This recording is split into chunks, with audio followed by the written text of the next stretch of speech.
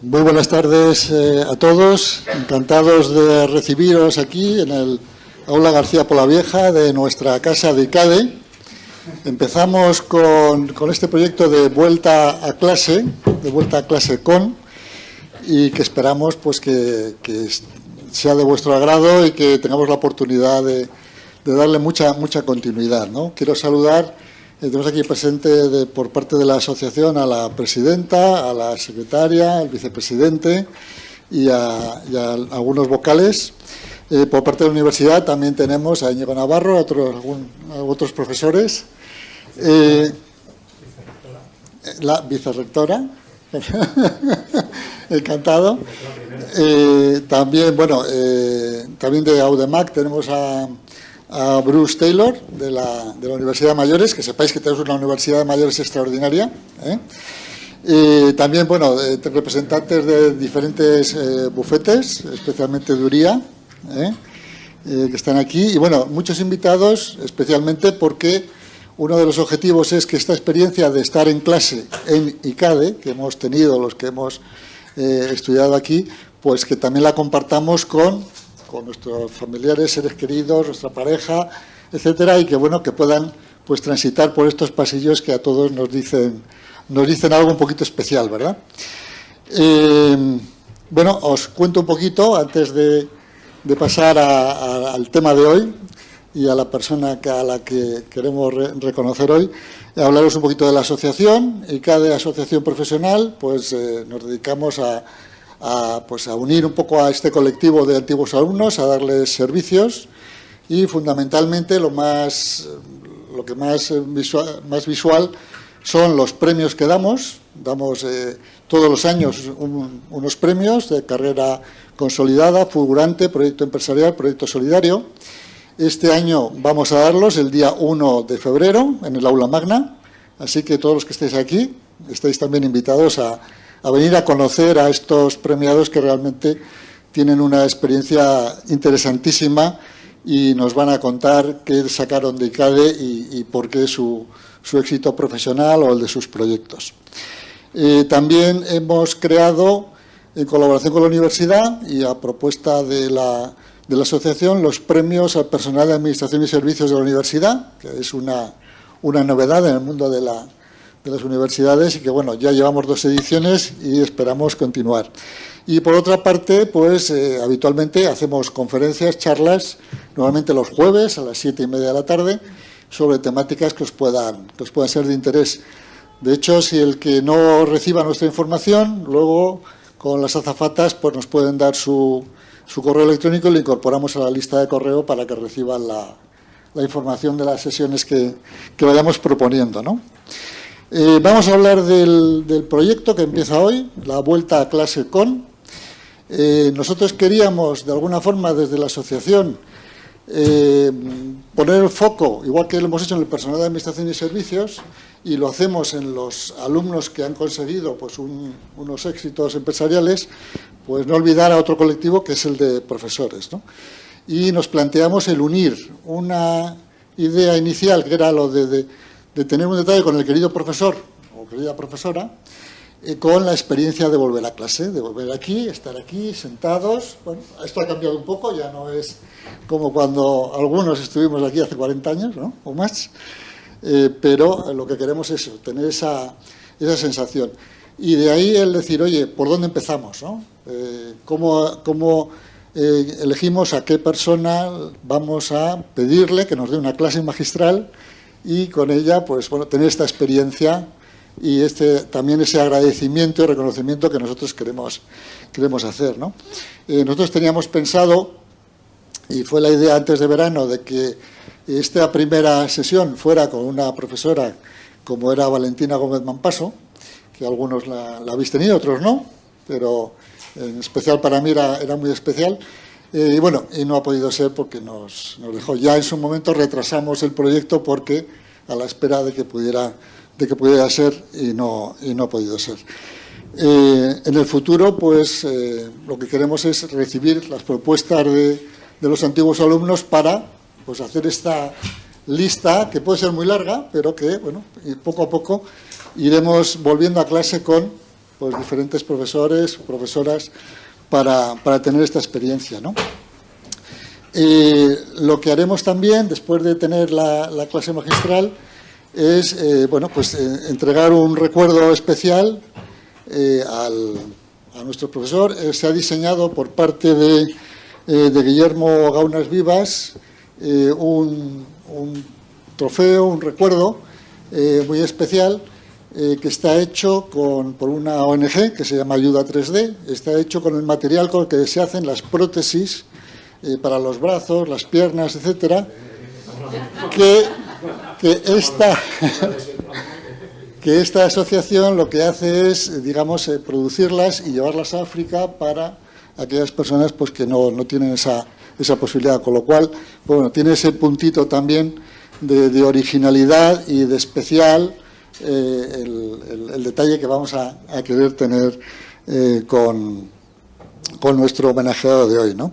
También comentar que esto, para hacerlo posible, también tenemos que contar con el apoyo de alguien que colabore para poder patrocinar, que hoy estemos aquí, que después bajemos a la cafetería, porque al final de esto ya sabéis que tenemos ahí un cóctel en la cafetería.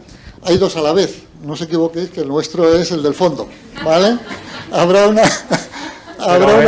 Pero vamos a hablar de cosas parecidas, ¿eh? Porque aquí vamos a hablar algo del nuevo capitalismo y ahí están hablando de inversiones, o sea que no son dos encuentros muy desencontrados, o sea que hay cosas que conectan. Y entonces, como decimos, el poder hacer esto, pues siempre, o bien es a cargo de la asociación o con la ayuda de los que confían y apoyan a la asociación, y en este caso contamos con el apoyo, como habéis visto, la colaboración de AM Fresh, y tenemos aquí la presencia de Beatriz Pascual, que es la responsable de Recursos Humanos, y que le vamos a pedir después que sea la que haga la presentación y la entrega de nuestro recuerdo a nuestro ponente, ¿no? También comentar que agradecer también la aportación, por otra parte, de Adeyemi Ayao, que también es un antiguo alumno, que desde California pues también colabora en esta iniciativa de la vuelta a clase con, ¿no?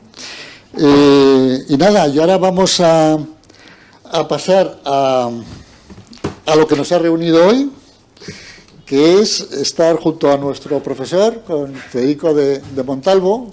Os voy a hacer un difícil breve... No, es que ya hay cosas que hay que contarlas, entonces lo voy a contar. Profesor Federico de Montalvo Haskelainen, que esto ya igual nos cuentas también, tan complicado. Bueno, que es profesor agregado de la Facultad de Derecho de ICADE, comillas, es licenciado en Derecho por la Universidad Autónoma de Madrid en 1990. Como solemos decir en estos casos y en estas sesiones, no se puede ser perfecto. Yo soy de la Leti, ¿no? Pero bueno, y además de la Leti. Bueno, en el 92 abrió un despacho de abogados. Bueno, comenzó su carrera de abogado, después abrió un despacho que se llama Asjusa Letramed, una firma legal especializada en Derecho Médico y Bioderecho. Muy especial, estamos hablando del año 98. En 2008 defendió su tesis doctoral. Tenemos aquí a su directora de la tesis en esta sala, sobre la naturaleza jurídico-constitucional del testamento vital, tema que yo creo que todos somos sensibles y conscientes de que es un tema súper interesante y vital para mucha gente, ¿no? Y para las familias, etcétera, etcétera. Y ahí obtuvo, y tenemos aquí testigos de su directora de tesis, que obtuvo un sobresaliente cum laude y recibió la mención honorífica a la mejor tesis doctoral defendida en la facultad en dicho año. ¿Es así? Sí, era el único candidato, creo. Bueno, pues mira. No, había alguno más, pero no mucho. Bien, ha venido siendo profesor desde 1997. Yo ya había salido de aquí 16 años antes. Bueno, ahora no sé, es profesor propio agregado del área de Derecho Constitucional, motivo por el que vamos a hablar hoy de lo que vamos a hablar. Desde 2013 es miembro del Comité de Bioética de España, ha sido vicepresidente y ha sido presidente a partir de 2019 por nombramiento de la ministra de Sanidad. y desde el 2014 es miembro del Comité Internacional de Bioética de la UNESCO. Estamos hablando de palabras mayores, yo creo, ¿no? Como podéis escuchar. Académico correspondiente de las Reales Academias de Medicina y Farmacia de Murcia.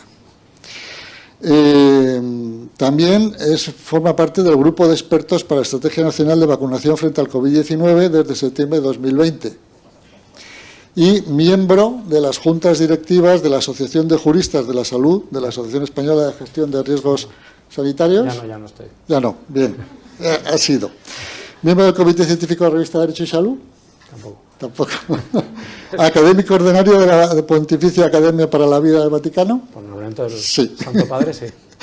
Y podemos identificar cerca de 200 publicaciones que podemos recoger, o sea, que vienen recogidas en el perfil que en la página de la universidad pues se refiere a él. Estamos hablando de casi 200 publicaciones seleccionadas, no sé cuántas habrán sido en total, pero ahí había 170 y tantas, he visto yo. Y actualmente es vicerrector de Relaciones Institucionales y secretario general de nuestra universidad. Bien, pues dicho esto, que yo creo que es un currículum que avala que lo que nos pueda decir pues viene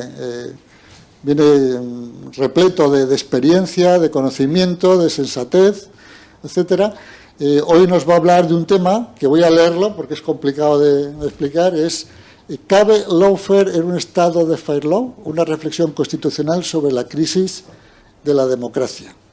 Y nos va a hablar de este tema que yo creo que es de actualidad, yo creo que nos va a abrir la mente a entender mejor de qué estamos hablando, qué significan estas palabras, y entiendo que desde una visión no ideológica, sino de una visión realmente técnica y estricta con respecto a lo que es la Constitución, y nos va a hablar también de un poquito de cómo está evolucionando el mundo y cómo estamos, dónde estamos y por qué estamos aquí.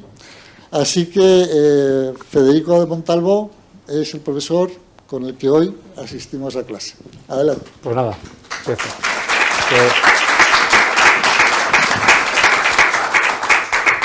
Me han quitado 15 minutos. No, lo primero es agradecer a ICADE Asociación de invitarme. La verdad que para mí es un verdadero honor y sobre todo lo que has dicho, si la persona primera que va a inaugurar era Valentina, pues para mí esto supone un reto de poder hacerlo, no tan bien como Valentina, que es imposible, pero intentar aproximarme a ella. Por lo tanto, eso para mí supone un reto. La verdad que para mí es algo que me gusta. Por los pasillos, un día me dijo alguien, te van a hacer un homenaje, dije, se ha enterado que me van a cesar como vicerrector antes de que lo sepa, y resulta que era esto, o sea, que yo no sabía, me dijo mi Ángel que era una clase, luego me dicen que era un homenaje, pero la verdad es que yo encantado de venir. Gracias a los que habéis venido, vicerrectora, compañera de Sufrimientos Diarios, mi coordinadora de área de Derecho Constitucional, Paco, y ahora compañeros también de Derecho Constitucional, mi decano, que fue mi decano cuando estuve en equipo de canal con él, Íñigo Navarro, creo que es de los únicos que no le va a gustar lo que voy a contar, ya lo sé, pues nos conocemos, y luego sobre todo, pues aparte de cada asociación, a los alumni, que veo unos cuantos por aquí, Hortensia, que trabajamos juntos en temas jurídicos de la universidad, ahora como secretario general, ella como directora de la Sería Jurídica. Los alumni digo porque una cosa que nos pasa a los profesores, y sobre todo los que tenemos, y aquí estamos varios que o tenemos o hemos tenido cargos de gestión, la gestión universitaria es bastante dura, es un día a día duro como el mundo, es decir, como las empresas son cada vez más duras, o sea, el mundo parece, hay una metáfora que es falsa, que el tiempo es oro, pues parece que todo tiene que hacerse ya, y uno cuando sale de aquí tarde, sobre todo en invierno de noche, sale cansado, sale un poco harto, los trabajos de gestión a veces tampoco tienes el reconocimiento, como no puedes esperar, y hay una cosa que te alegra la tarde o la noche, que es encontrarte con un alumni que te saluda. Eso me ha pasado, bajando a casa, yo bajo mucho andando, te encuentras un alumni, le preguntas cómo te va, hablas con un rato y llegas a casa contentísimo. O sea, de un día duro, digo, me los he encontrado muchas mañanas. Lo que pasa es que a ti me encuentro por la mañana cuando estoy todavía alegre, ¿no? Ya. Estoy pletórico ese día, me voy a tomar mi café. Pero es una cosa en serio que nos cambia la vida a un profesor. O sea, que de llegar a casa cansado, machacado, de repente dices, te da luz encontrarte con un alumno. A veces te encuentras con alguno que no lo reconoces y te da vergüenza, pero en el momento que te saluden, hablas un rato, llegas a casa nuevo. O sea que gracias por venir, gracias por estar aquí. También esta es una sala, como decía, especial, porque yo aquí defendí mi tesis doctoral el año 2008, porque yo compatibilicé la abogacía con la universidad. Era profesor por horas hasta que me dio para hacer la tesis con la crisis de los 40, que no es una broma, y como la hice en tan poco tiempo, pese a que mi directora siempre pensó que no la iba a hacer nunca, pues un día en el San Julián me dice, ¿y a ti no te gustaría dedicarte a la universidad? Y esa conversación con ella pues cambió, no sé si mi vida para bien o para mal, pero la cambió porque decidí dejar la abogacía y dedicarme en exclusiva a la universidad. Y a partir de ahí estoy aquí he hecho pues mi carrera desde el año 2009 que me incorporé. En 2008 defendí aquí, 2009 me incorporó como profesor, dejo parcialmente la abogacía y me dedico ya a trabajar para la universidad. Lo he compatibilizado pues el Comité de Bioética de España, que me toca además presidir durante la pandemia, hablar de eutanasia, hablar de vacunas, el grupo de expertos que decidimos la distribución de vacunas en España, quién se les vacunaba primero, lo he ido compatibilizando y ahora pues lo último es el Papa Francisco pues que decidió, no sé por qué, designarme académico de la Pontificia Academia para la Vida, que somos el grupo de asesores que asesoran al Papa Francisco de temas de bioética, ¿vale? Es un poco el recorrido. También además me hace especial ilusión esta sala porque mañana a las 11 defiende mi mujer su tesis aquí también, mañana. Por lo tanto, en esa mesa la defendí yo también. Por lo tanto, esta es una sala para mí un poco especial. Ella no ha venido, siendo alumni, pues porque tiene que estar en capilla. Y no creo que le interese nada escucharme sobre esto, a ver si mañana se le mezclan las ideas de su tesis, que no tiene nada que ver con esta. Y acabamos.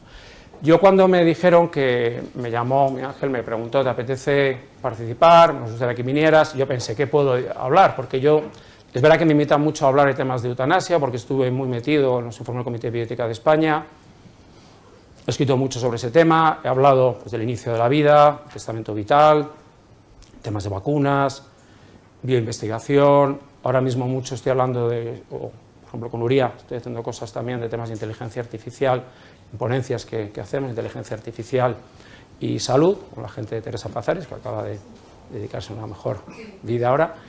Y pensé, puedo hablar de la parte mía más bio, los temas que yo me dedico de la biomedicina, o los temas que me dedico de derecho constitucional, porque lo que sí me he dedicado también a investigar durante años es la crisis de la democracia, desde un punto de vista más técnico. Empecé a percibir que nuestro sistema podía entrar en crisis hace años, pero no yo, lo empecimos muchos, y empecé a analizar pues, sistemas, reforma del sistema electoral, reformas institucionales, análisis de la crisis, qué está pasando.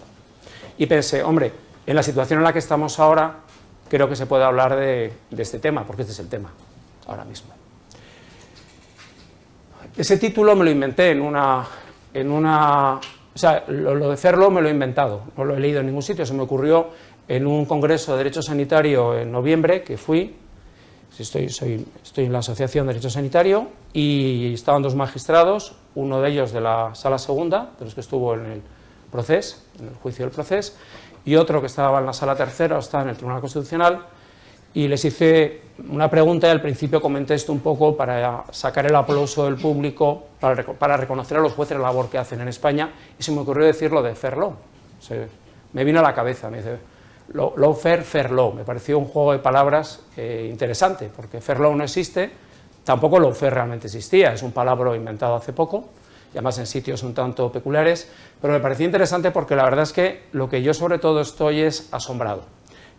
Luego también pensé, voy a hablar de esto y dije, voy a dar la clase que yo no daría a un alumno de segundo. Muchos habéis sido alumnos de segundo, otros habéis sido de cuarto. A los de cuarto os he contado algo más, a los de segundo les cuento cosas, pero intento hacerlo de una manera, digamos, suave, porque, claro, un chaval, yo les digo, lean a Alejandro Nieto cuando ya están en cuarto o quinto, porque si lo leen en segundo pueden dejar la carrera. Entonces, si les cuento esto a mis alumnos de segundo, se van a uno de cuarto, a uno de doctorado, entonces voy a contar lo que yo no contaría en clase o cómo no lo contaría. Lo que no significa que yo voy a hablar de ideología, pero voy a hablar de ideología, pero eso te voy a intentar desde un punto de vista de una visión de lo que está ocurriendo, explicarlo, desde una visión macro. Esto que nos ocurre ahora mismo está ocurriendo en todas partes, o es una cosa nuestra, o qué singularidad hay, y luego ya me centro en tema de lawfare y algo de amnistía que también podemos comentar, ¿vale? Ayer hubo un informe interesante de los letrados de la Comisión de Justicia, sobre todo la primera página y media, ¿vale? Un poco vamos a hablar.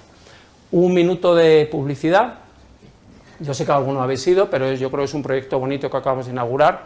Digo, como cada asociación dice, no se nace, se hace, ICADE se hace, pues hemos querido hacer un museo, porque ICADE no es que nazca ICADE, es que hay que hacerlo. Y sobre todo, mostrar qué es ICADE, qué es Comillas, y cómo nació y cómo ha evolucionado. La historia de la universidad sabéis que es apasionante y muchos no la conocemos. De hecho, llegar a un cargo te permite conocer algo que no conoces. Algunos tenemos más vínculo con la población de Comillas, conocemos algo, pero uno no conoce cómo se ha ido configurando este Estado federal, o ni siquiera federal, independiente, que eran ICADE, ICAI, Comillas, y de repente se unen y forman lo que es la Universidad Pontificia de Comillas, ICADE, ICAI, CIS, más cosas que no sé si sabéis, que tenemos un centro adscrito en Baleares, tenemos un centro adscrito en Valladolid, y tenemos, por ejemplo, ahora mismo un grado en gastronomía, que en el museo ya, vino el alcalde de Madrid como antiguo alumno, pues tenemos un mandil ahí puesto de cocina, porque tenemos nuestro grado en gastronomía y gastronomía en alto. Entonces, os animo, este es el único minuto de publicidad, a visitar el museo, que hay un horario, pero si me escribís, pues yo tengo la llave, por lo cual, sí, es verdad, lo tenemos solo 4 personas, pero yo pedí tener una llave, y de hecho, cuando me cese no me vaya, pues me voy a quedar con la llave, porque quiero entrar al museo cuando me dé la gana, ya que fue un encargo que me hizo el rector hace un año: Federico, quiero que crees un museo. Me dediqué pues como una especie de chamalirero a buscar por todos los rincones objetos y hemos conseguido cosas interesantes. Un museo humilde, pero un museo yo creo que bonito. Algunos habéis ido, creo que antes, y yo creo que es un museo, es interesante, te permite ver. No queremos empatar, no queremos, sino queremos mostrarnos la historia, que es muy rica, ¿vale? Uno cuando ve esto, claro, este es el panorama que vivimos. Le pegan al alcalde, el otro le tira el agua, el líder de la oposición no se saluda en un acto institucional, y el de mayor casi rango no se saludan, el presidente y el líder de la oposición, la palabra de repente amnistía, un muñeco, una especie de ninota al cual se apalea, al otro le ponen un... Esto es lo que estamos viviendo. Claro, cuando uno lo compara con estas fotografías, pues la verdad es que tiene una nostalgia. Esto tampoco es perfecto. Aquí había una cosa que se llamaba banda terrorista ETA, Grapo, el ejército del pueblo galego, o sea, tampoco era época fácil, una crisis económica en los 80, pero sí que es verdad que uno comprueba, y aquí hicimos honoris causa a los 3 padres de la Constitución, que en ese momento estaban vivos, entre ellos José Pedro Pérez Llorca, que falleció a los pocos meses, y uno cuando estuvimos preparando los 3 profesores de Constitucional, gracias al decano pues me tocó ser padrino de Miquel Roca, pues uno la verdad es que lee la transición, lee los debates parlamentarios y la verdad es que siente nostalgia, de una época que no es que fuera mejor, pero había cosas que ahí se habían conservado, había un ánimo de no volver a mirar hacia atrás, que es lo que parece que ahora nos estamos olvidando. Yo creo que en la vida es muy importante tener un término de comparación. Cuando uno lo ha pasado muy mal, aunque lo pase no muy bien, tiene un término de comparación. Ahora me parece, y de eso hablaré, nos falta término de comparación. Los que vivieron la dictadura tenían un término de comparación, es mejor una democracia. Ahora es que no hay ese término de comparación. La democracia se da, como dicen los ingleses, for granted, y eso hablaremos, ¿no? Esto es la realidad que tenemos en comparación. La palabra del año es una palabra sorprendente, polarización.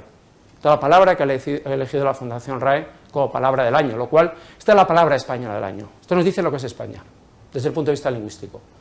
Estamos polarizados, cosa que en este momento no ocurría. En este momento habría varios partidos políticos y había un ánimo. A mí esa foto de don Manuel Fraga y don Santiago Carrillo me parece una foto espectacular. Es que era otro mundo. No es por decir, es que los viejos miráis, yo empiezo ya a ser viejo, pero los viejos miráis al pasado. Es que hay pasado que es mejor que otro.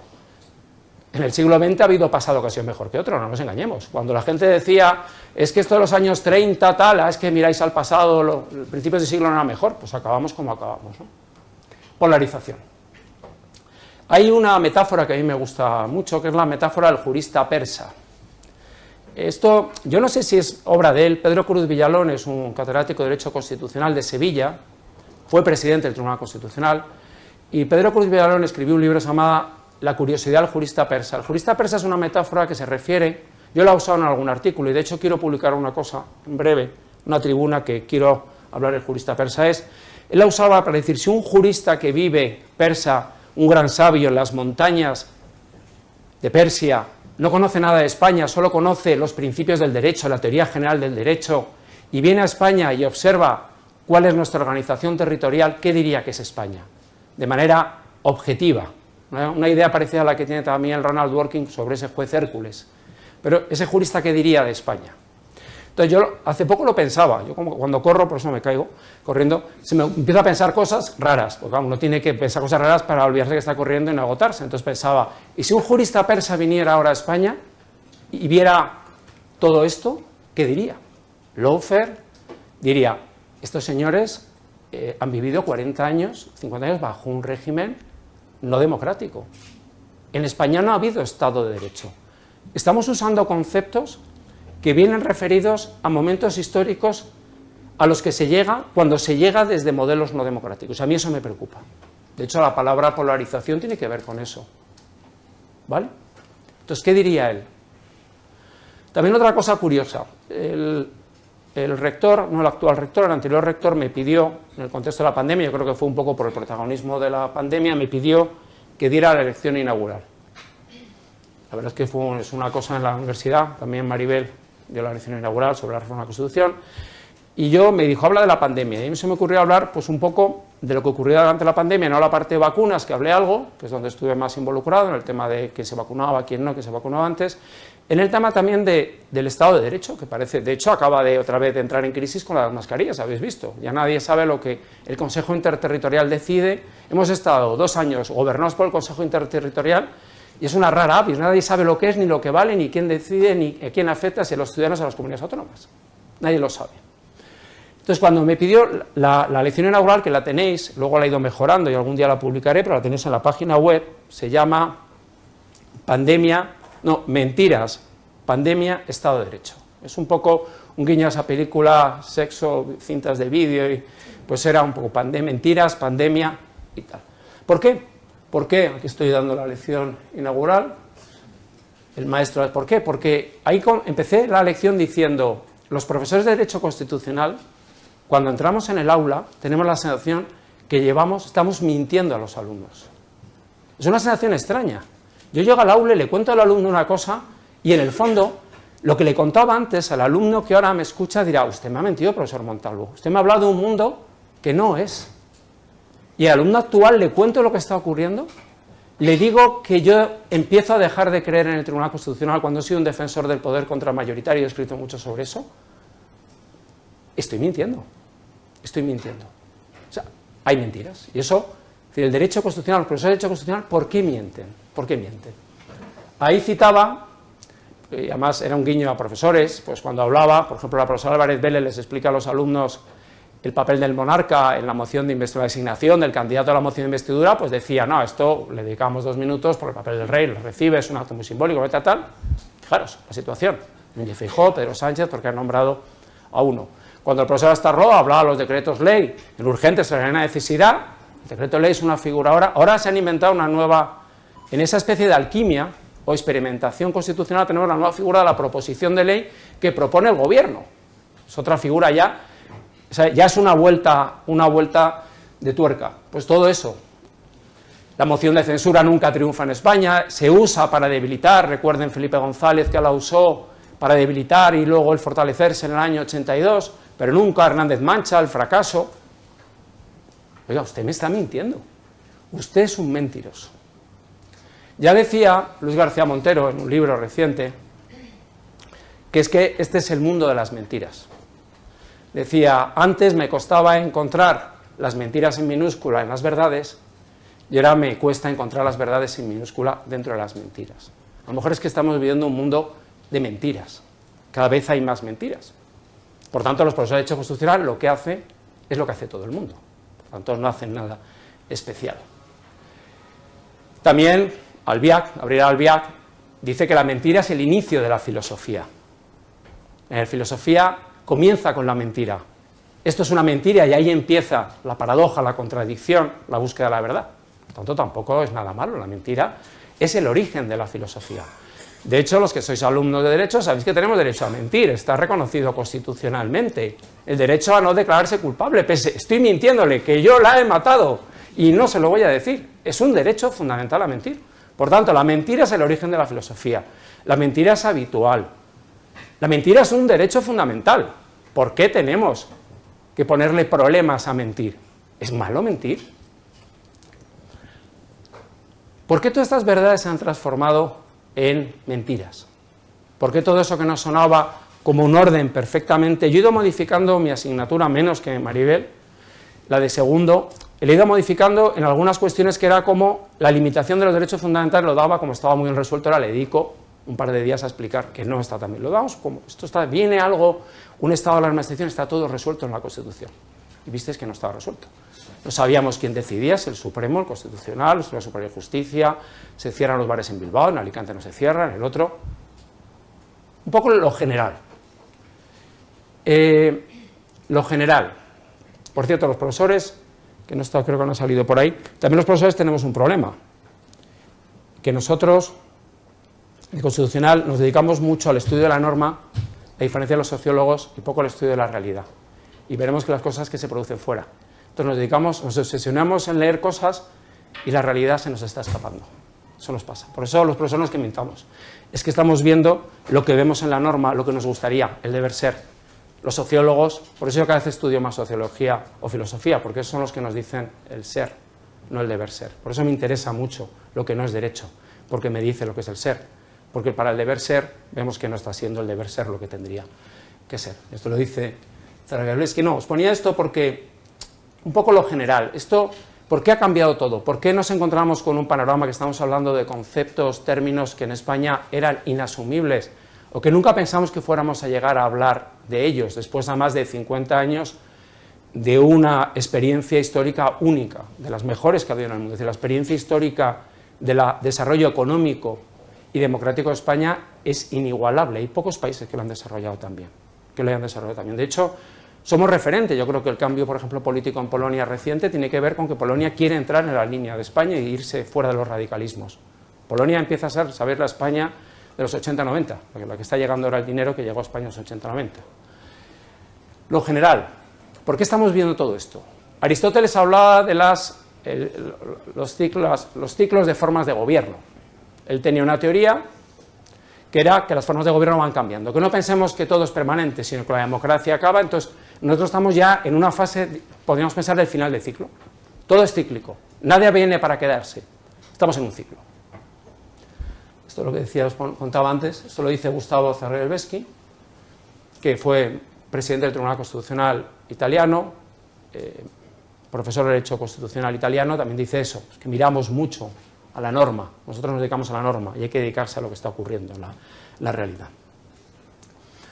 No está cambiando el derecho es el mismo, está cambiando la sociedad. Lo que hay es un cambio social enorme, enorme. Cambia la sociedad porque tenemos, como decía, una sociedad polarizada. Hay un personaje ahora que ha retomado una fuerza enorme y es un personaje muy inteligente, pero también con sus sombras, muy inteligente, pero con sus sombras, Carl Smith. Ya no es amigo, rival, amigo, enemigo. Él describió perfectamente en los años 20-30 la crisis de la democracia representativa. De hecho, lo que más preocupa es leer libros de derecho constitucional que analizan, ya hay uno que os recomiendo de José Esteve Pardo, no el último, que voy a citarlo, sino uno anterior, que analiza la evolución de los sistemas democráticos, sobre todo la democracia liberal, en los primeros 30 años del siglo XX. Y cuando uno lo lee, realmente uno empieza a pensar que estamos en algo parecido, con sus diferencias.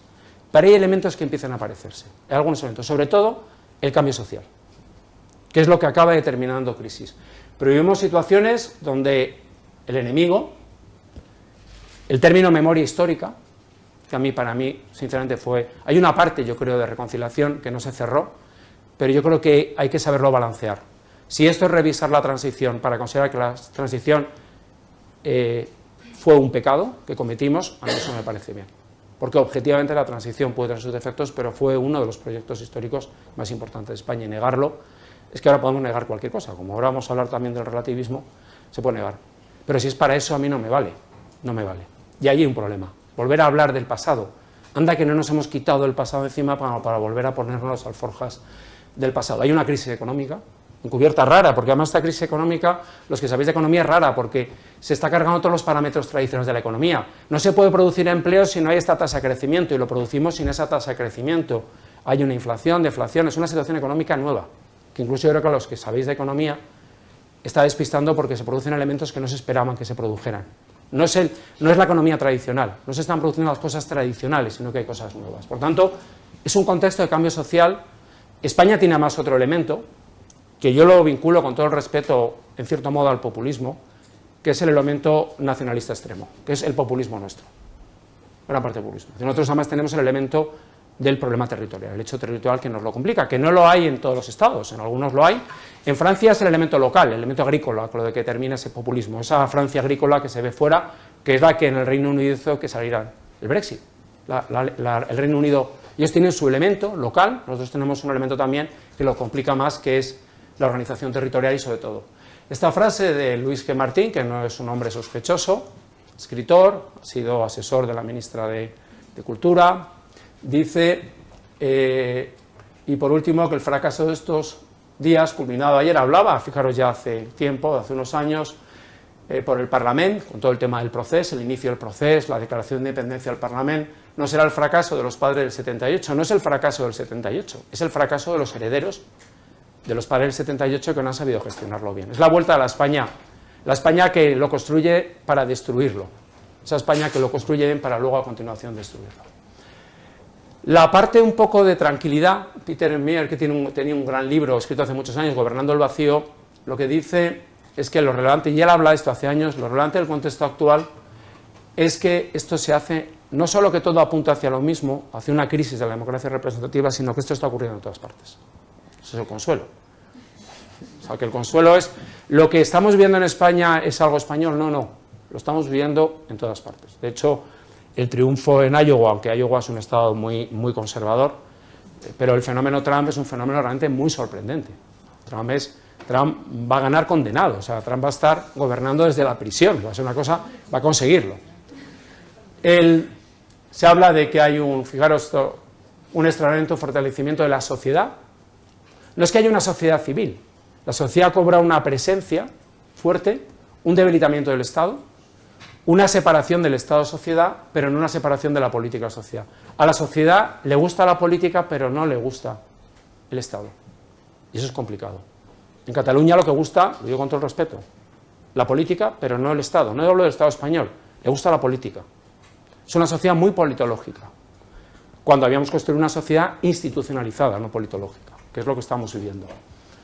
También decía Alexis de Tocqueville, hace más de 2 siglos, o hace 2 siglos, cuando la separación se muestra profunda entre sociedad y Estado, la sociedad se politiza y se desinstitucionaliza, estamos en un cambio de ciclo. Posiblemente es que estamos en un cambio de ciclo, y eso se nota en la política. Y este autor, que proponía recuperar una democracia por azar, que fueran elegidos los representantes por azar, él tiene un libro bastante interesante sobre eso, una nueva forma de liderazgo por azar, que fuera sorteado entre determinadas personas. Y dice, un tiempo en el que el interés por la política aumenta, pero la confianza en ella disminuye, es un tiempo con cierto componente explosivo, es lo que vimos. Lipovetsky es un autor, yo cito a algunos autores porque me parecen autores interesantes. Lipovetsky a mí es uno de los autores, es algo conocido, no es tan conocido como debiera, pero es uno de los grandes autores para mí. Es un sociólogo, filósofo francés, vivo, y él tiene una teoría que me gusta más que la de la sociedad líquida. Él tiene la teoría de la sociedad ligera, la ligereza. Tiene un libro maravilloso. Él es uno de los mayores expertos en el mundo en la ética de la moda, en la teoría de la moda, las costumbres, y él habla de la ligereza. Esta sociedad, él dice, ni es mejor ni es peor, es más ligera, es más soft. Lo bueno que tiene esta sociedad del consumo, digamos, aburguesada, ligera, que le preocupa el entretenimiento, que huye del esfuerzo. Hablarle a un chaval ahora de ejercitar la memoria es un pecado. Algunos pedagogos dicen que, por Dios, la memoria no sirve, las skills tienen que ser hábiles, que no piensen, que usen las manos, la vuelta un poco al hombre, al simio casi, ¿no? Él dice que esta sociedad, que algunos predican que es un desastre, dice, no, lo bueno que tiene es que es una sociedad tan ligera que nunca va a entrar en combate. Al menos es pacífica. ¿Cómo vamos a poner en juego este bienestar, este mundo de consumo, este mundo de muchas posibilidades de comprar, de comer, de disfrutar?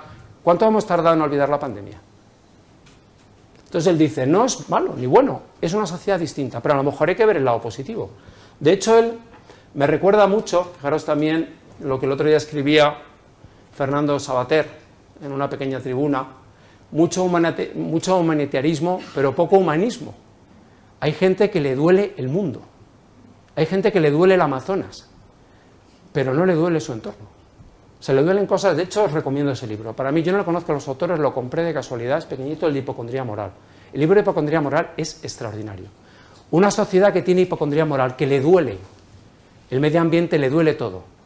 Pero al final, lo que no le duelen son algunas cosas, algunas tienen que dolernos, pero no de algunas cosas que realmente nos tendrían que doler, que es lo que estamos destruyendo, o al menos no atendiendo que lo podamos estar destruyendo. También Manuel Arias Maldonado, que ahora pues ya es conocido porque publica en El Mundo bastante, es un gran autor, profesor malagueño, pero en su momento no era tan conocido, publicó un libro extraordinario hace muchos años, La democracia sentimental, esa sociedad sentimental de los deseos, de los sentimientos. Por eso me gustaba mucho también cuando decía Fernando Savater hace pocos días, mucho militarismo pero poco humanismo. También define un poco esa sociedad ligera. Esto también a las empresas ha llegado, que sí, recursos humanos, el salario emocional y esas cosas. Esto recuerda un poco al final de la historia de Hegel. Hegel decía al final de la historia, y Collave, que también lo interpretó en Francia, por cierto, un personaje muy interesante, de origen ruso, un gran intelectual francés, funcionario francés, uno de los padres de la construcción de la Comisión Económica Europea, y que después se descubrió que posiblemente era espía ruso. Es un personaje poco conocido, pero para hacerle una serie. Este escribió mucho sobre Hegel y habló de esa final de la historia que se estaba produciendo con la burguesía americana en los años 50, esa feliz burguesía que sale en las películas de los 50, que tiene su chalet, su buen coche, que tiene una vida confortable, que tiene la fábrica no muy lejos y que en todas esas urbanizaciones cerca hay una fábrica donde todos pueden trabajar, esa sociedad ligera pero alegre, que tiene posibilidades de consumo, dice, es el final de la historia. Ahí se acabó la historia, hemos llegado a lo que es lo último. Ese hombre que ha dejado de ser animal es suave, es blando, es ligero y que va a olvidar sus instintos animales y va a dejar de matar al otro. Por lo tanto, ¿es bueno o es malo? El poder, también se ha dicho, el poder se localiza en el Estado, no sé, en fuerzas económicas y en las fuerzas sociales. Tiene más poder lo económico y lo social. Todo el mundo habla de Davos. Lo económico y lo social. Desaparece el Estado. Las grandes empresas, grandes grupos, grandes corporaciones y los grandes grupos sociales, y además son antagonistas. Ya el Estado no hace esa función de equilibrio entre la igualdad y la libertad, entre los grupos sociales y las empresas. Al revés, o patrocina a unos, pero ya no intermedia. ¿Vale? Este es otro libro, este es más jurídico, lo acabo de publicar. Yo, José Pardo, todo lo que escribe es interesante. José Pardo es catedrático de Derecho Administrativo en Barcelona, más una persona que está en Barcelona defendiendo cosas que en Madrid es fácil, pero en Barcelona no es fácil. José acaba de escribir un libro donde él habla del camino hacia la desigualdad y tiene una teoría que es que esto no le va a gustar a mi exdecano, que es, esta se convierte en una sociedad no legal sino contractual. Lo importante es el acuerdo del contrato. Todo se regula a través de leyes no tradicionales sino soft law, leyes pactadas, el contrato como gran frente a la ley, y él considera que eso es un riesgo para la igualdad, porque el contrato es un punto de encuentro entre intereses y la ley tiene un proceso de desarrollo que a lo mejor atiende no solo a los que han pactado, sino a toda la sociedad. Tiene una teoría bastante interesante. Este señor, normalmente lo que escribe suele ver muy lejos, y eso que es de derecho administrativo, que esto se dedican a cosas mínimas, un poquito así el régimen jurídico, los enchufes, las minas, los de constitucional, digamos, al macro, ellos sí que al micro, pero él como tiene un constitucionalista en su interior, se expresa como constitucionalista, ¿no? Se dice también que las fuerzas sociales no son capaces, sí, los movimientos de izquierda no están ofreciendo una alternativa política real. Ahora hablaremos de esto. No han construido, ellos construyeron una teoría a la socialdemocracia al acabar la Segunda Guerra Mundial, el Partido Laborista, el Partido Socialista Alemán, el Partido Socialista Español crearon una alternativa política ante la realidad que había. Había que construir una Europa destruida y crear el gran Estado social. Había una alternativa. Ahora mismo esa ideología, comentaremos cuál es, no existe. No la encuentran. Hay que cambiarlo, pero no saben cuál es. Eso también determina mucho por qué en la izquierda comprobamos vaivenes y decisiones muy confusas, porque no tienen realmente una ideología. La que tienen, de hecho, la vamos a comentar ahora, que es lo más complicado y que está escrito hace 40 años, más de 40 años. Y las fuerzas económicas no les interesa. Yo, uno de los grandes filósofos que estuvo en la Menéndez Pelayo en Santander este pasado verano, el anterior, Byung-Chul Han, surcoreano, profesor en Alemania, extraordinario autor. Tuvimos un seminario de 3 días y el último día yo me atreví a preguntarle, le pregunté si él creía que esa alianza entre la economía liberal y la democracia liberal se mantenía o estaba desapareciendo. Y él me dijo que estaba desapareciendo. Porque además se confunde mucho la crítica a la economía liberal y la crítica a la nueva economía liberal. La nueva economía liberal está globalizada, deslocalizada, desarraigada y es distinta. Y a veces confundimos la crítica a unas empresas con la crítica a otras empresas. pues no todas son igual. Y él lo que decía es que no, dice, y dijo nombres de personas.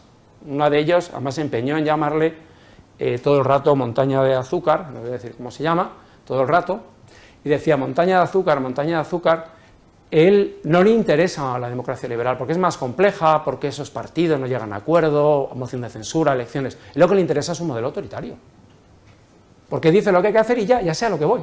Es decir, está dando más seguridad jurídica los regímenes autocráticos que los democráticos. Y ese es un problema. Ya no somos competitivos los regímenes democráticos, que éramos los competitivos.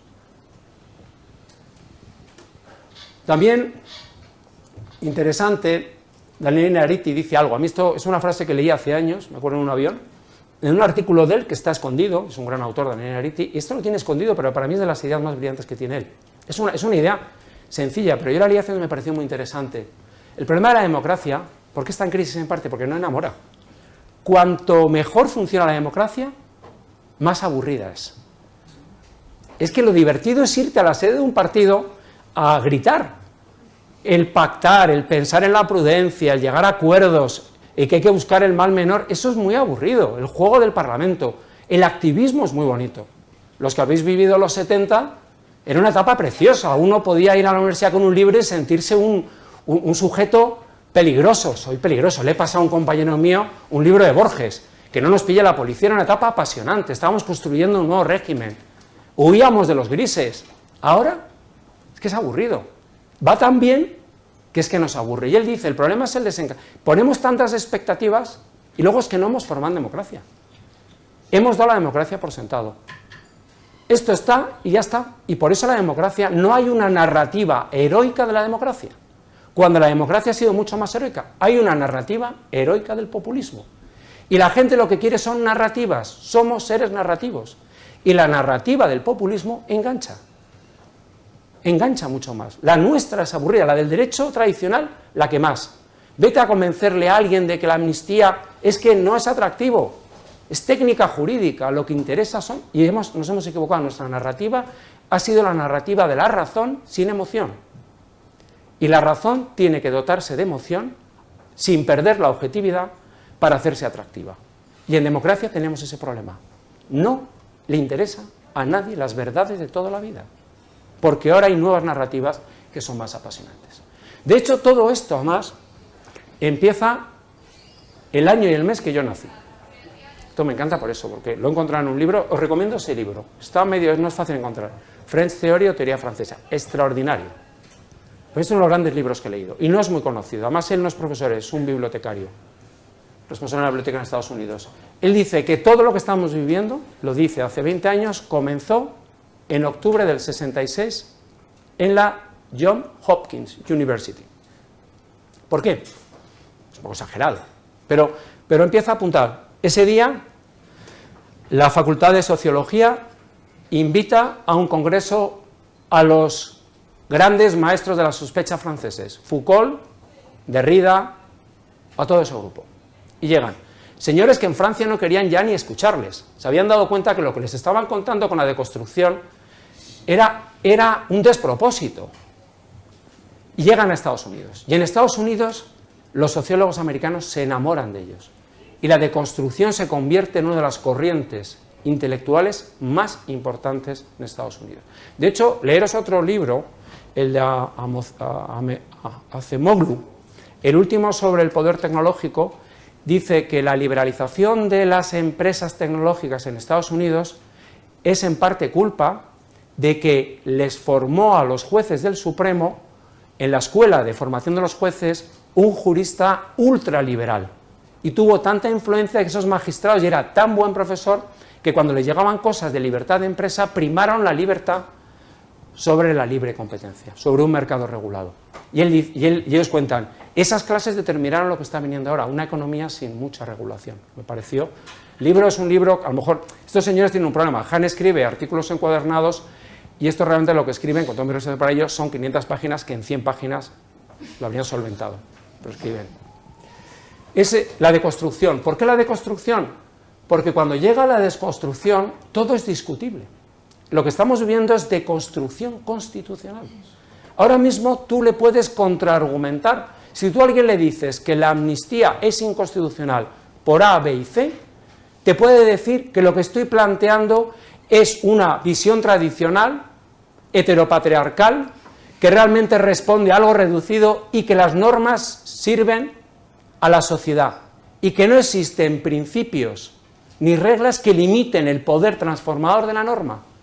Y si la amnistía va a resolver el problema catalán, que es otro debate, ¿por qué voy a impedirlo? Porque no está en la Constitución. Eso es una visión estrecha y dogmática del derecho. Esa es la deconstrucción constitucional, que de hecho lo comentaba José Esteve Pardo en una tribuna el otro día. Esto ya en Alemania ocurrió. Un señor se inventó que lo que la Constitución no decía se permitía, que es una teoría realmente insólita. Si la Constitución no dice nada, se puede hacer. Pues puedo hacer una cantidad de cosas. Claro, entonces yo si fuera constituyente redactaría un texto de 500.000 artículos, digo, porque esta sociedad se me va a ir. Es la teoría de la deconstrucción. Estamos deconstruyendo porque en el fondo una cosa que ofrecía el derecho era un mínimo de verdad. ¿Por qué hay consenso y por qué se consigue redactar la Constitución? Porque los padres de la Constitución, no es que la Constitución fuera buena porque eran juristas, es que alcanzaron consenso porque eran juristas, porque había un mínimo de verdades que permitió el consenso. Si ese mínimo de verdades desaparece en nuestra sociedad porque todo es discutible y la Constitución se deconstruye, se acabó la deliberación. No hay consenso y eso lo estamos viviendo. Los ritos también, lo dice Hahn, la democracia es una cultura democrática, la democracia es cultura democrática, es una cultura. Este libro es otra maravilla, la desaparición de los ritos. Los ritos están desapareciendo. Si veis, los ritos del Parlamento desaparecen. Se intenta acabar con todos esos ritos. ¿Por qué? ¿Por qué se quiere acabar con los ritos? Porque con los ritos se acaba con la democracia. La democracia es muy ritual. La democracia, nuestro modelo parlamentario se basa en ritos. Si me cargo los ritos, me cargo la democracia y me cargo la monarquía, que es un rito también, tiene mucho de rito. Y también porque los ritos de ahora son menos solemnes, los ritos son posmodernos, esos ritos suenan antiguos.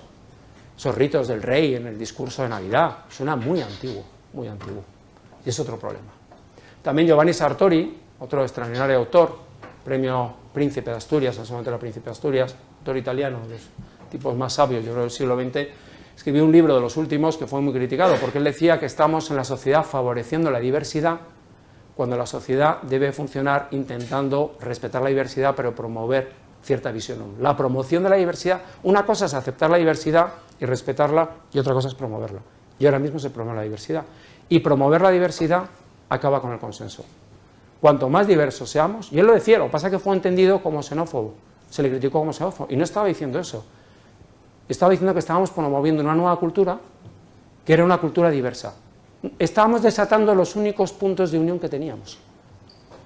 Por lo tanto, no nos queda nada. No hay un mínimo a partir del cual construir el consenso, porque partimos de cero en la negociación. Cuando los padres de la Constitución negociaron, partían de un mínimo, que era el derecho, las verdades del derecho que no son discutibles, y a partir de ahí construyeron el resto. Ahora mismo no hay mínimo, porque todo está deconstruido. No hay verdades, todo es discutible. El momento woke. De hecho, Derrida escribe, yo no lo he leído, me lo han contado, por lo tanto estoy hablando de oídas. Parece que escribe que la izquierda va a asumir como ideología, una vez que el Estado social se ha consolidado y hasta los conservadores y los liberales han aceptado el Estado social, la diversidad como ideología. Género, la minoría. Mi ideología es la defensa de la minoría, es lo que estamos viviendo. Mi ideología es la defensa, y si yo defiendo la minoría y acabo haciendo algo más que es promover la minoría, acabo promoviendo la diversidad, no respetándola y salvaguardándola. Y esos son los problemas. Eso lo escribe Derrida hace años. La izquierda va a ir hacia eso. Por eso el lenguaje es tan confuso. ¿Veis? ¿Cómo puede estar defendiendo algo que va en contra de la igualdad y al mismo tiempo parece que defienden la igualdad? Esos mensajes confusos suenan. Aquí hay un movimiento que ahora mismo se está quedando sin el discurso económico. Hay discurso económico, es decir, Piketty está haciendo un discurso económico. O sea, no digo que la izquierda, pero hay una parte de la izquierda que se ha incorporado. De hecho, esta mujer, Ana Iris Simón, que escribe mucho en El País y que la critican más desde la izquierda, Ana Iris Simón es una mujer de izquierdas tradicional y la crítica que hace es a esta diversidad.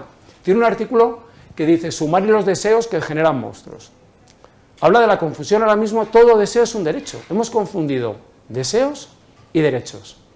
Yo tengo el deseo de, lo transformo en un derecho, que es lo que dijo el otro día Sumar.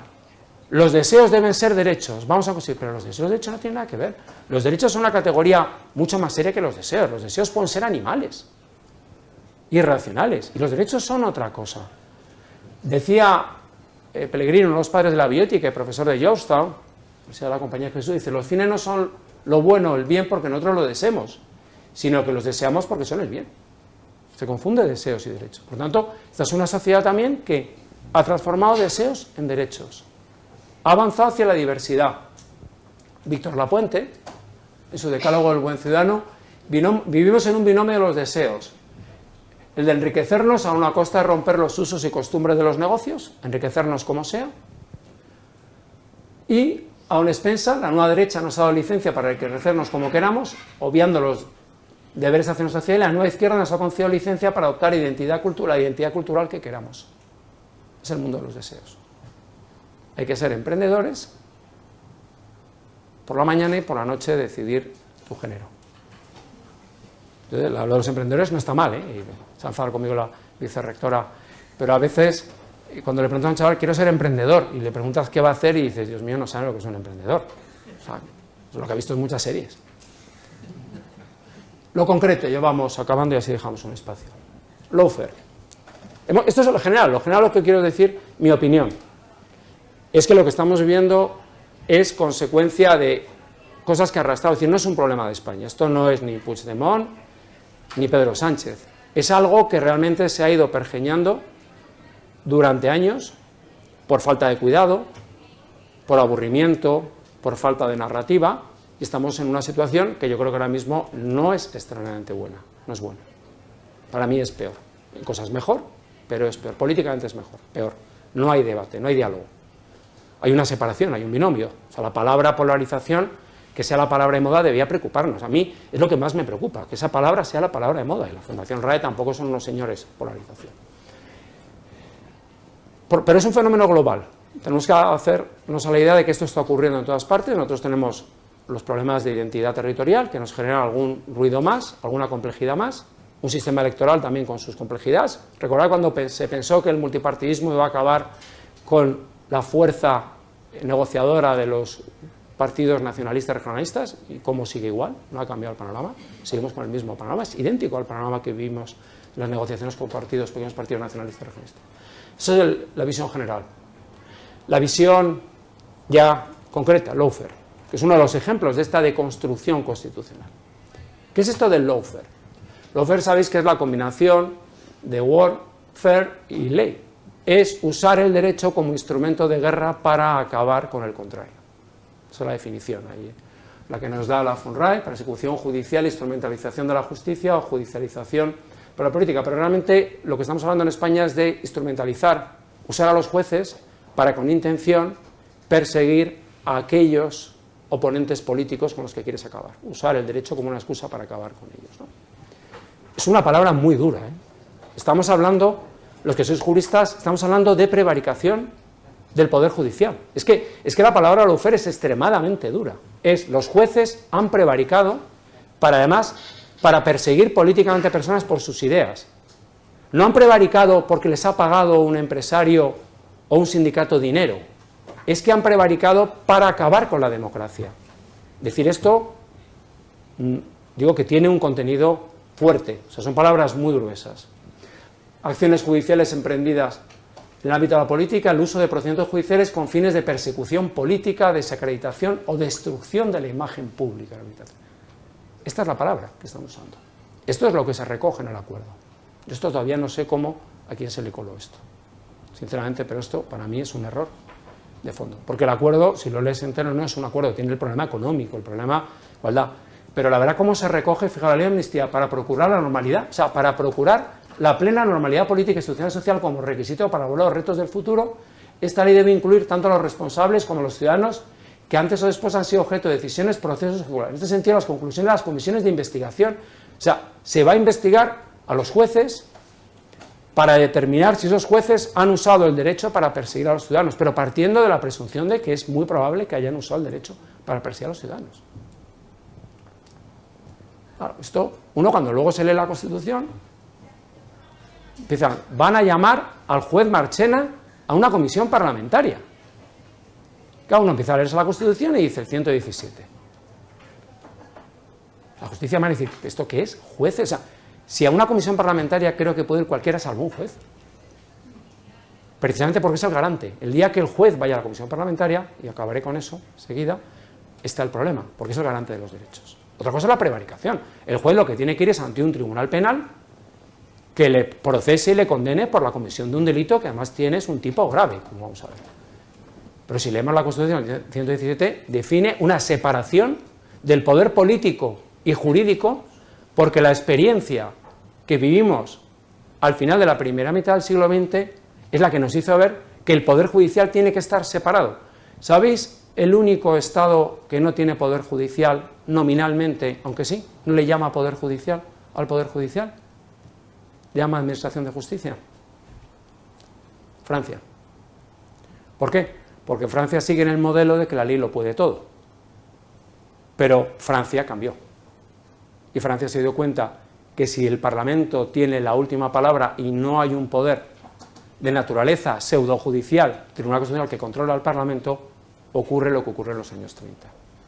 Pero es la tradición francesa. La ley lo puede todo y los jueces son la palabra ley. Nunca un juez podrá revocar una ley del Parlamento porque supondría. Eso no es el modelo nuestro. El modelo nuestro, que es el modelo posguerra mundial por experiencia no socialista, es precisamente necesitamos un perro vigía, que son los tribunales, porque los parlamentos en ocasiones tienen la tendencia de acabar con los derechos fundamentales, que en un Estado suelen ser los derechos de la minoría, que son los que están habitualmente desprotegidos. Si vamos al 399 de la Ley Orgánica del Poder Judicial, las autoridades civiles, por ejemplo los diputados, se abstendrán de intimidar a los jueces y magistrados y citarlos para que comparezcan a su presencia. Cuando una autoridad civil precise datos, es que esto, claro, no está nunca pensando la Ley Orgánica del Poder Judicial en que un juez no regula la comparecencia de los jueces en una comisión parlamentaria. ¿Por qué? Porque le parece absolutamente inaudito. Sobre todo no para juzgar, a lo mejor para juzgar un hecho penal que el juez ha visto involucrado al margen de su actividad, pero no para juzgar su actividad procesal. El 391 se dicen, es que además los jueces tienen lo mismo. Ni unos pueden interferir, lo que hay es un muro de separación entre la política y la justicia. Recordad el debate de la vuelta a la justicia del juez Baltasar Garzón, secretario de Estado de Interior, vuelta a justicia, todo el debate que hubo, si podría un secretario de Estado de Interior volver o no volver. Creo que era secretario de Estado de Interior, ¿no? Luego ser es que no sé si era subsecretario o secretario de Estado de Interior. O si la agencia entradora, así. Si podía volver o no podía volver, ¿no? Porque hay una separación, precisamente porque es la garantía de que ni los jueces interfieren en la política, ni la política interfiere en los jueces. De hecho, el propio Tribunal Constitucional, y hablamos de un tribunal cándido, la reciente, como lo puso en una tribuna y no me llamaron ni para insultarme, de la peligrosa candidez, y no me ha llamado, pues lo puedo usar, pues no lo habrá sentado mal. De hecho, sé que lo tiene el artículo, porque me lo dijo una persona que no voy a decir quién, pero que le conoce mucho. El Tribunal Constitucional recientemente dictó una sentencia sobre lo que es una comisión parlamentaria y cuál es el papel de una comisión parlamentaria. Aclara que el papel de una comisión parlamentaria no es para juzgar los hechos juzgados. No es para sustituir o valorar la toma de decisiones de los jueces. Hay una separación, y eso lo dice el Tribunal Constitucional, citando jurisprudencia muy recientemente. La comisión parlamentaria es una actividad de naturaleza estrictamente política que en modo alguno puede ser reputada o calificada como jurisdiccional. Excede el marco propio de la actividad. Citar a un juez para una comparecencia, para estudiar si en ese proceso ha usado la justicia para perseguir políticamente al enemigo, eso no es una comisión parlamentaria. Ese no es el papel de una comisión parlamentaria. Carecen de unidad para suplir la convicción de certeza que solo el proceso judicial garantiza. Es que no hay convicción de certeza en las comisiones parlamentarias. Su papel es otro. Su papel es otro. De hecho, el Código Penal, dos datos, el Código Penal recoge un delito de prevaricación. Si esos jueces realmente han aplicado el derecho con un fin distinto al de hacer justicia, tenemos garantías y un sistema perfectamente armado para haber actuado contra ellos. Pero es que además me sorprende aún más en el proceso. ¿Por qué? Porque hay dos elementos del proceso interesantes que olvidamos. Primero, se retransmitió. Recordar que el juez Marchena le ofrecieron el botón del pánico, eso no se lo sabéis. Él lo ha contado. El botón, con el te acuerdas que no lo contó, el botón que él podía, si había alguna situación, le daba y se paraba la retransmisión. Él dijo que no, que quería que todo se retransmitiera. ¿Por qué? Porque él quería transparencia, que todo el mundo viera cómo se... Ha sido el juicio más transparente que ha vivido la justicia española. El único en que hemos visto cuándo se ha intervenido, y de hecho el juez Marchena explicó en la propia nota informativa, en la sentencia, cuándo él interviene en defecto de la acusación particular, cuándo interviene para preguntar, porque el juez tiene que conocer la verdad. Los que somos abogados sabemos que los jueces de instrucción preguntan, porque lo que tienen es que conocer. Y él lo explica por qué, y lo justifica. De hecho, él es fiscal. Por tanto, está acostumbrado a este tipo de cosas. Y luego recordar cuál fue la condena. Se baja el tipo. Sí. O sea, encima no se condenó por el delito inicial.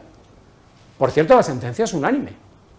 Por cierto, en la unanimidad están magistradas que son miembros activos de Jueces para la Democracia. Estamos hablando de una sentencia que reduce el tipo por considerar que el otro tipo puede no tener encaje por el tema de la violencia, va a un tipo inferior, se retransmite y unánime. ¿Y eso realmente justifica a lawfare? Esto lo cuentas en el país de mi madre, en Finlandia, y se piensan que, o sea, no te vino un finlandés de turismo a España ni a Lanzarote, por si acaso. Dicen, Lanzarote está bien, pero no vaya a ser que los de lawfare lleguen a Lanzarote. Pero esto... Te recuerda un poco esto a Vencedores o Vencidos, si os acordáis un poco, así los jueces deben servir al poder, deben apartarse, valores. Y luego lo último acabo, que también es algo que esto a los alumnos sí se lo he contado varias veces, y lo recuerdo. También tenemos un problema en España, que no tenemos especialmente bien armada nuestra democracia frente a lo que viene. ¿Por qué? Un debate que es muy reciente. De hecho, estoy dirigiendo una tesis doctoral que se va a defender yo creo que en breve, un antiguo alumno de 5, que le di el tema y me dijo, ojo, esto no va a estar de moda. Y el otro día salen todos los periódicos y me dice, mira qué bien, la democracia militante. Nuestra democracia es no militante, eso lo vais a oír hablar mucho en los medios. Habló el otro día con la enmienda, por cierto, una enmienda que yo creo que era algo torpe, mi opinión. Nuestra democracia es no militante. ¿Qué significa? Que no se puede ilegalizar a ningún partido, ni se puede excluir ninguna alternativa, aunque su pretensión sea acabar con la democracia. Porque la propia Constitución tiene un problema, que como admite la reforma total, se ha interpretado que una Constitución que permite la reforma total duda de sus propios valores. O sea, la Constitución, si uno la lee, es paradójica, porque es una Constitución que parece un campo de bellas flores, porque te habla de valores, la igualdad, la libertad, la familia, las universidades, las administraciones locales, y entonces tú te crees que es una Constitución justnaturalista, y dices, no completamente, pero tiene una... Y de repente llega el 168 y te dice, si esto todo no vale, lo quito. Entonces, o sea, te ha convencido y cuando llegas al final te dice, no, pero se puede cambiar todo. Dice, oiga, me ha llegado a convencer y esto no vale. Y ese es un problema. Tenemos un sistema donde nuestra democracia, que que no es militante, y por lo tanto, no es un problema además de ilegalizar o no partidos, que la gente confunde democracia militante o militante con legalización, no. Hablar de democracia militante es una democracia activa, una democracia que promueve la democracia, que la considera un valor cultural, que en las escuelas se enseña la democracia como valor, que la transición se convierte. Ahora mismo explicar la transición puede prohibirse porque supone dar por bueno algo que parte de la sociedad dude, como la democracia no es militante, porque se va a defender esa democracia que generó la transición. Por tanto, culturalmente, jurídicamente, el problema que tenemos añadido es que nuestro sistema no está articulado, como por ejemplo el sistema alemán, que ahí la democracia es militante, moderada pero militante. El partido nazi en Alemania no se ha legalizado por el Tribunal Constitucional porque es minoritario y no supone el más mínimo riesgo para la democracia alemana. Pero si el partido nazi en Alemania tuviera un número de seguidores, una relevancia pública, que hiciera que hubiera ciertos riesgos, sería ilegalizado sin ningún problema. Entonces no se trata de legalizar, se trata de reivindicar la democracia como un valor inmutable, que es lo que en España, al hablar de democracia militante, no militante, estamos no defendiendo. La democracia no es un valor inmutable, es una opción y se puede discutir. Y esto nos lleva a... Esto lo paso, y creo que tenía por aquí. Otra confusión, estoy acabando, me queda nada, esta frase de Fernández Miranda, Alfonso Fernández Miranda, catedrático de Derecho Constitucional, que hemos confundido algo, ahora saco mi plano bioético. Confundimos la mayoría con la verdad moral. La mayoría no es verdad. Eso lo aprendimos en la primera mitad del siglo XX. La mayoría es un sistema simple de resolución de casos complejos. Cuando nosotros no sabemos, Eduardo, ¿qué tal? Cuando no sabemos resolver algo, optamos por la mayoría. Cuando tenemos que decir dónde vamos a cenar, nos ponemos de acuerdo, pero lo que ha decidido la mayoría no ha acertado a lo mejor en el restaurante, pero optamos por esa forma. Es una forma de solución de casos, pero la mayoría no implica la verdad. Y estamos confundiendo que si la mayoría quiere, eso es la verdad moral. Y la verdad moral puede ser otra, porque la verdad moral exige una racionalidad que no es solo la suma de la opinión de personas. Esto es complicado de decir. Ahora vivimos un doble movimiento de la mayoría configura la verdad moral y la única, pero también digo que no existe verdad. Se está jugando el doble polo. La deconstrucción con la construcción de que la mayoría determina la verdad. Esto es lo que denuncia. También García Enterría, que tiene trabajos, nos advertía sobre esto, un modelo donde la ley, el Parlamento tenga el poder, que es lo que se está discutiendo ahora. Si el Parlamento quiere la amnistía, ¿quién es quién para limitar al Parlamento? García Enterría escribía, es que en la Segunda Guerra Mundial nos dimos cuenta hacia dónde nos llevaba eso. Y creamos los tribunales para el control del Parlamento. Tenemos una democracia controlada, vigilada, por un órgano que controla la mayoría. ¿Y cómo la controla? No a su libre albedrío, sino bajo el marco de una Constitución que está escrita. Claro, si la Constitución la deconstruyo, la abro, permito todo, y tampoco soy muy riguroso, a lo mejor, en la forma de designación de esos expertos jurídicos, el sistema se ha deconstruido. Vuelvo al imperio de la ley. Ese es el problema. Porque al final, lo decía Luigi Ferrajoli, los derechos fundamentales es lo importante.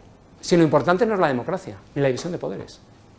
La democracia, yo le digo a los alumnos, y la división de poderes, el instrumento de garantía de los derechos. La democracia no es el fin son los derechos. Hemos creado un modelo democrático porque creemos que la democracia es la que mejor preserva los derechos. Pero lo importante son los derechos, y los derechos de la minoría, que es lo que se está poniendo en duda. Ya acabó. Uno habrá pensado, le preguntaron al profesor Manuel Aragón, catedrático de Derecho Constitucional, magistrado del Tribunal Constitucional, un alumno, una alumna de 5, en una charla que dio aquí hace 2 años, usted es un pesimista, ¿no? Porque dio una charla parecida a la que yo acabo de dar, un poco más dura todavía. Usted es un pesimista. Y él dijo, sí, pero esperanzado.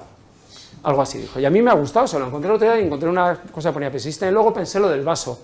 Yo como veo el vaso medio lleno o vacío, yo creo que se va a llenar. Lo que no sé es cuándo.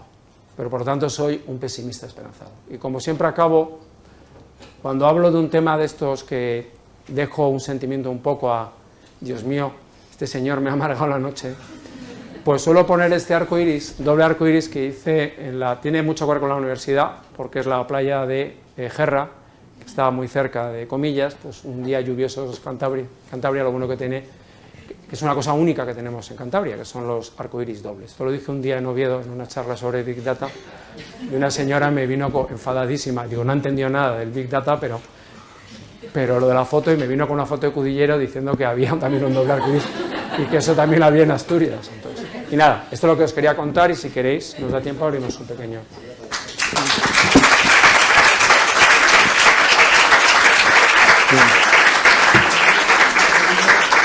Bueno, muchísimas gracias. Me está aplaudiendo hasta el decano, que es contrario a mis ideas.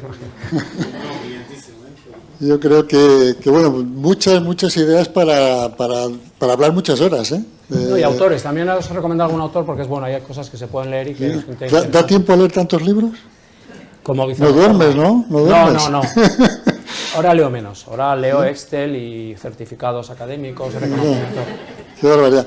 Bueno, impresionante. No vamos a tener tiempo para preguntas porque andamos ya un poquito justitos, pero sí queremos pues darle este reconocimiento, reflejarlo en algo físico concreto, y le vamos a pedir a Beatriz Pascual que sea la encargada de presentar y de entregar el recuerdo que le vamos a dar en homenaje a su actividad por esta eso, y el agradecimiento por esta vuelta a clase que hemos tenido hoy. Así que... Genial, muchas gracias. Bueno, pues nada, muchísimas gracias, distinguidos miembros de la asociación de antiguos alumnos y profesionales de ICADE y Comillas. Para mí es un honor y un placer estar aquí representando a ANFRES como directora de Recursos Humanos y Talento en este proyecto tan interesante que tiene la asociación de bueno, pues conmemorar homenajear a los profesores, ¿no? Como Federico, que al final pues dejan una huella, ¿no?, imborrable en el desarrollo profesional y personal de los alumnos, ¿no? Se deja una huella a los pobres. esta noche un poco desesperanzada, pero... Esto segundo no lo cuento, ¿no? No, mejor. Entonces, bueno, desde ANFRES, bueno, pues igual que ICADE, al final no solamente trabajamos en el desarrollo de variedades sostenibles y saludables, ¿no?, sino que al final para nosotros es muy importante el desarrollo del talento y la excelencia, y en este camino pues tratamos de ir de la mano de ICADE, ¿no?, para desarrollar distintos proyectos y conseguir que al final pues profesores como Federico nos ayuden, y son un claro ejemplo de este motor de crecimiento, ¿no?, para futuros talentos que en el fondo pues son los que dirigirán las compañías como la nuestra o formarán parte de compañías como la nuestra, con lo cual súper orgullosa de entregar este... Además soy un cliente porque vuestras uvas me encantan. Te encantan, ¿verdad? De este homenaje y... Qué bonito. Muchísimas gracias. La verdad que es precioso.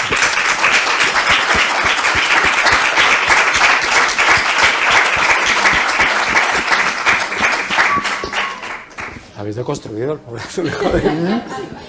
Pues como tenía razón, que todo se deconstruye. Muy bien, pues muchísimas gracias. Gracias a todos por estar aquí, por acompañarnos. Seguimos, ahora nos acompaña con las azafatas, vamos a ir a la cafetería, al fondo del pasillo, al final del todo, bajando las escaleras, y la segunda puerta de la cafetería. Un último favor. Sí, a ver. Decirle a los de la ponencia cuando bajéis que ha sido mucho mejor esto. Adelante, nos vemos abajo. Gracias a todos.